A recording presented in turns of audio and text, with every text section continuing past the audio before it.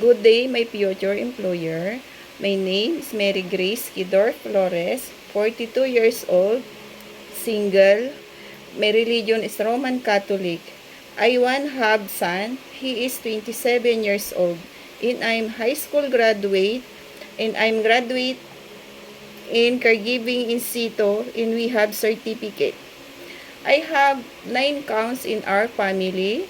I have 5 brother and 3 sister, and I'm in the 4th.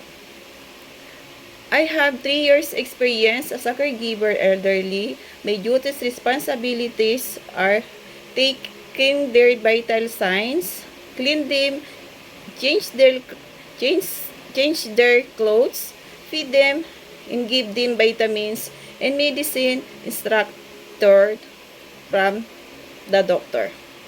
And I love also taking care of children. I prepare them healthy food, give them vitamins, medicine prescribed by the doctor, and bath them every day.